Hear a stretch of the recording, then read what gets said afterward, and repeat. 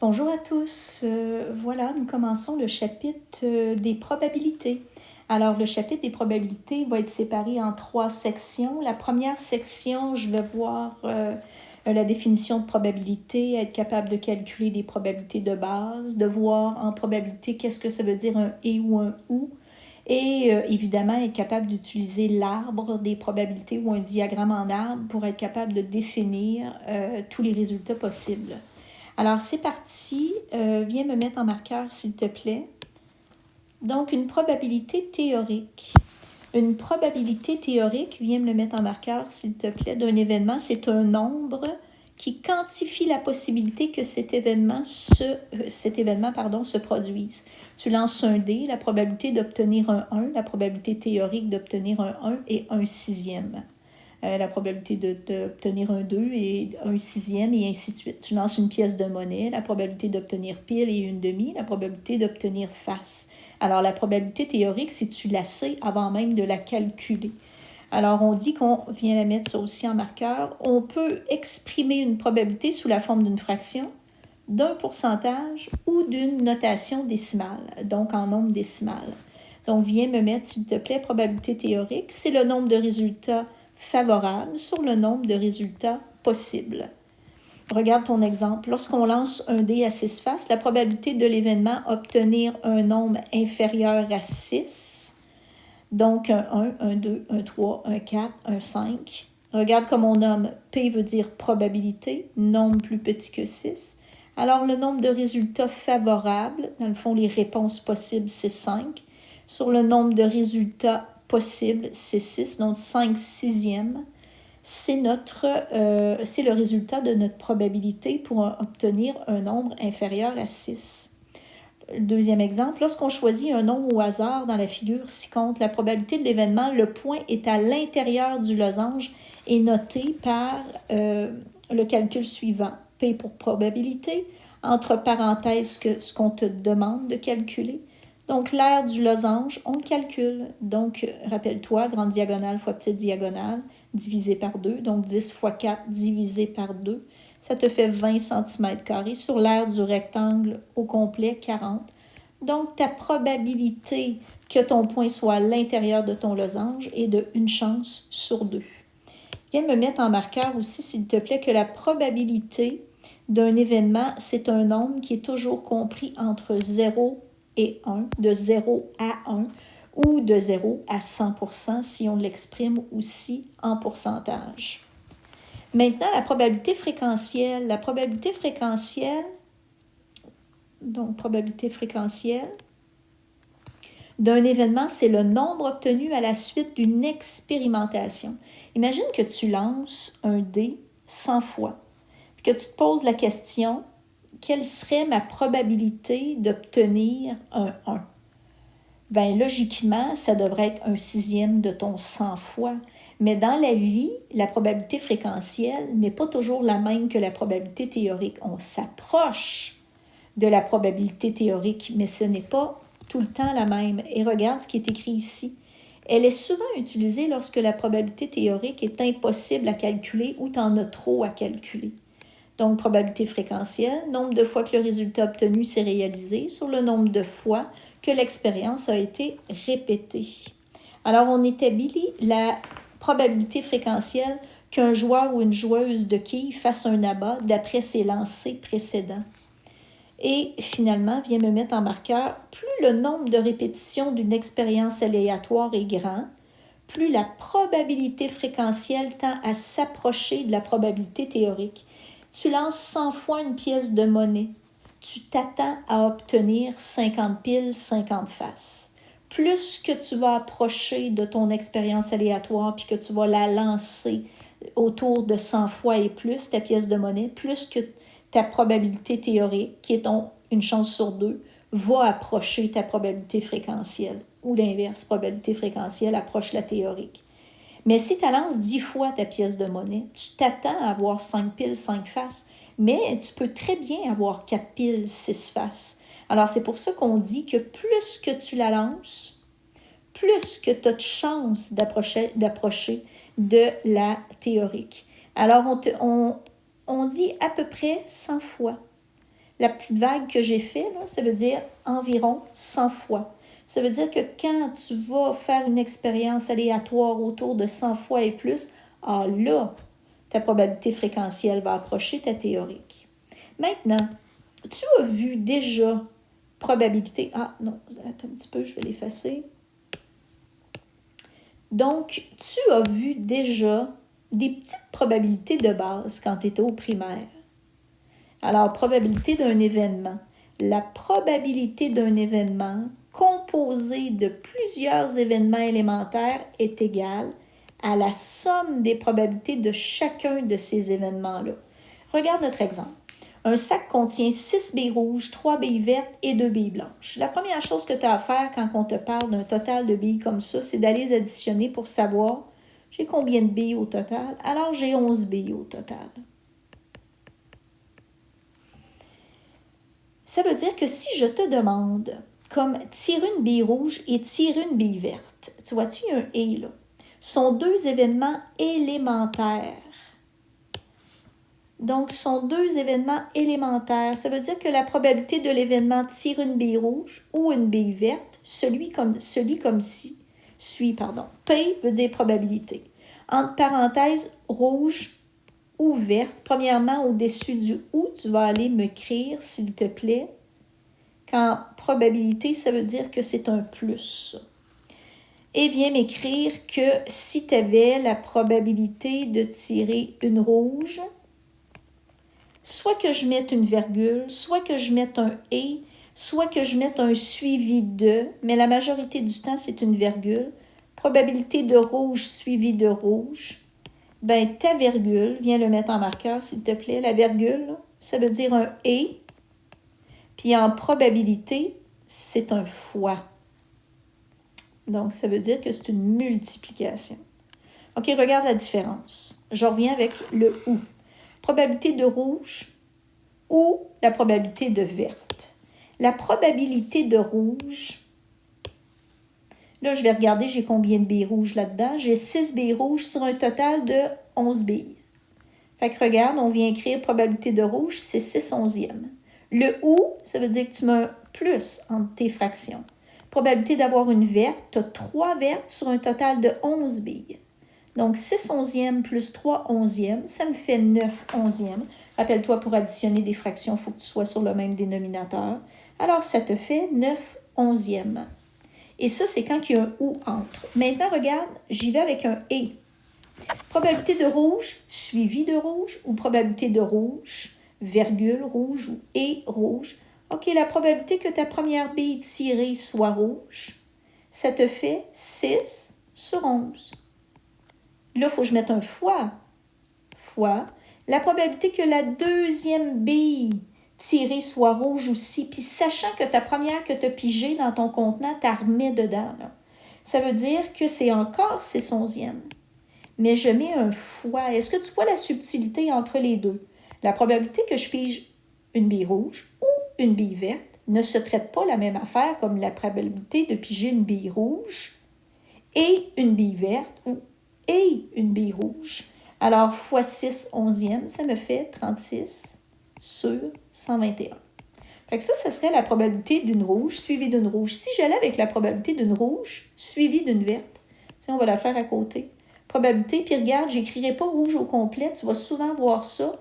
R pour rouge, virgule, V. Et toujours le P devant, puis toujours ce que tu cherches entre parenthèses. Alors, probabilité de ta rouge, tu n'as 6/11. Suivi de, la virgule, c'est comme un suivi de ou un « et », fois la probabilité de ta verte, c'est 3/11. C'est un fois à cause de la virgule parce que c'est un « et ». Donc, 6 fois 3, 18. 11 fois 11, 121. Alors, voici des exemples de probabilités où je suis venue te montrer la différence entre le « ou » et le « et » en probabilité. Maintenant, je suis rendue au verso. Viens au verso. On est rendu maintenant à voir un arbre. Un arbre en probabilité, c'est juste une façon de décrire tous les résultats possibles pour venir déterminer qu'est-ce que j'ai comme résultat possible et ça nous aide à calculer des probabilités aussi. Alors, viens me mettre en marqueur, s'il te plaît, dénombrement et probabilité d'un événement, d'une expérience aléatoire à plusieurs étapes. Bon, premièrement, pour déterminer le nombre de résultats possibles de certaines expériences à plusieurs étapes, on peut multiplier le nombre de résultats possibles à chacune des étapes. Bon, on regarde l'exemple ici. Est-ce que tu es d'accord avec moi qu'on a pris le même exemple que j'étais là? Non, pas pantoute, c'est pas le même nombre de billes. Alors, regarde, dans mon exemple, dans un sac, j'ai 5 rouges, 4 vertes, 2 bleus. Est-ce que tu es d'accord qu'on a 11 billes au total? On va l'écrire.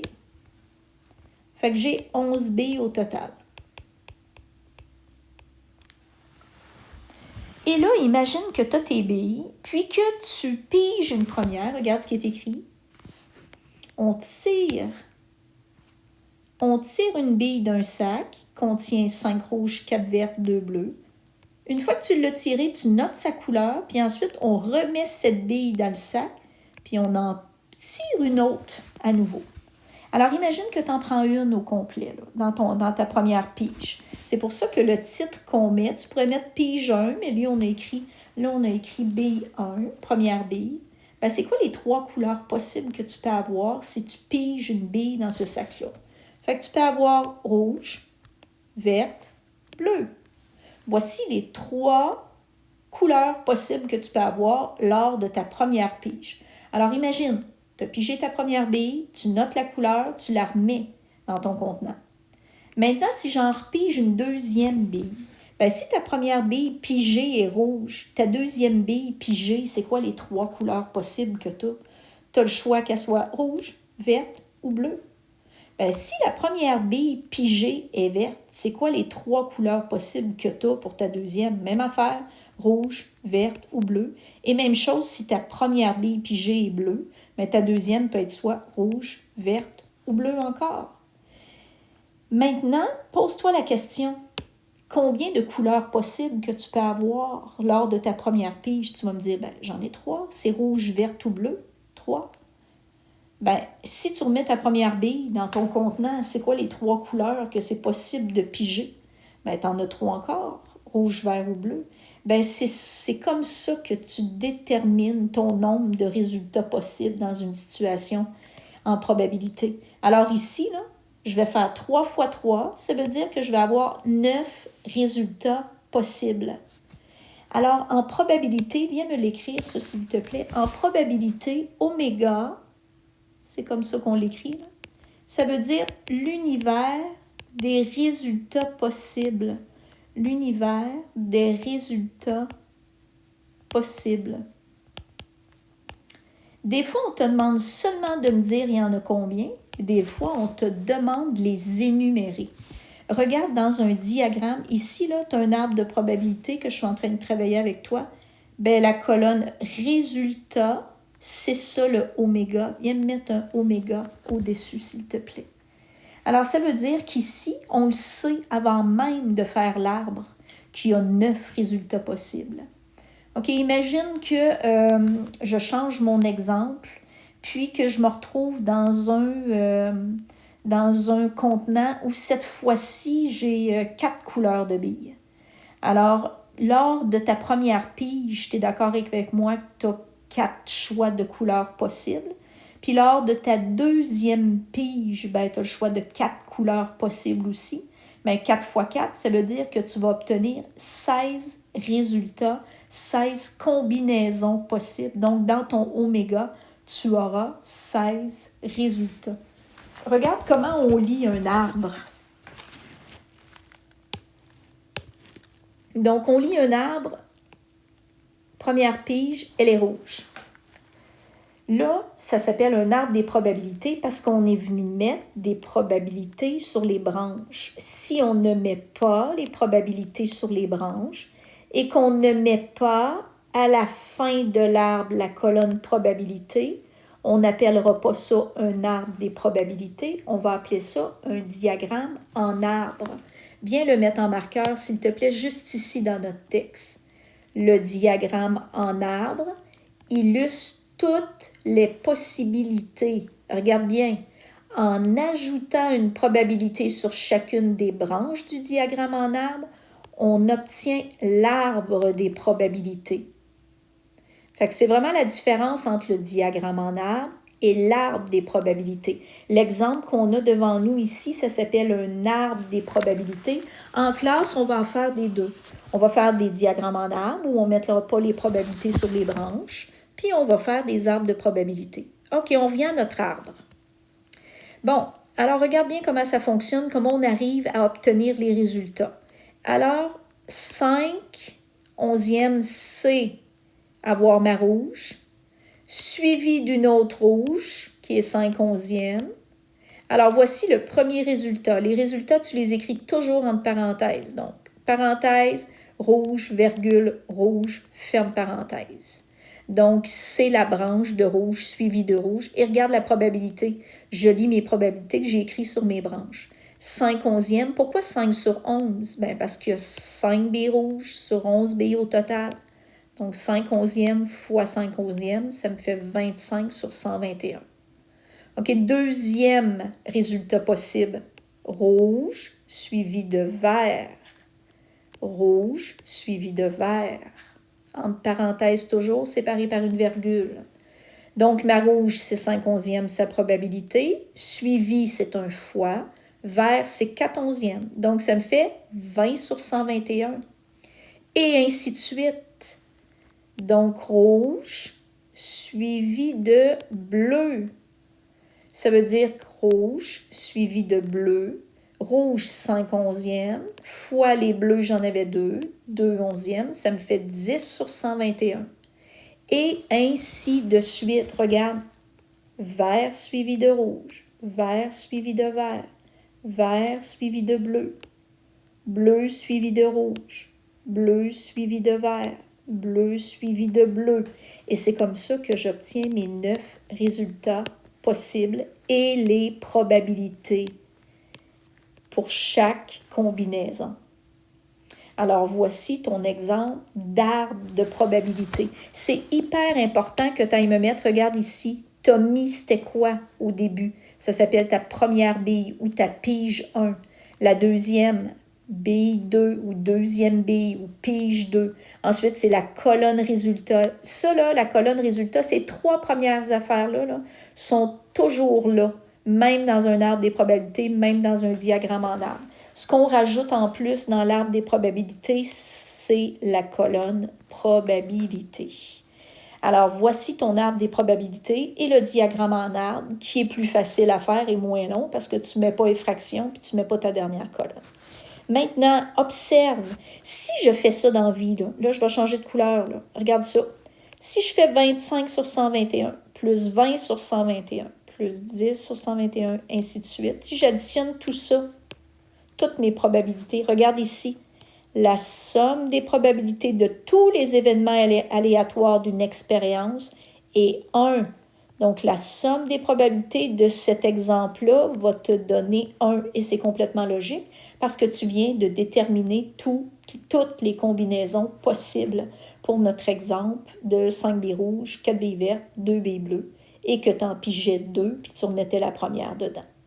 Alors voilà, c'est ce qui conclut les notes de cours 15.1.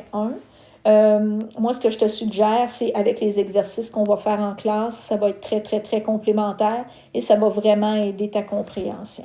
Sinon, tu as toujours la possibilité de réécouter une partie de la capsule selon ce que tu as eu de la difficulté.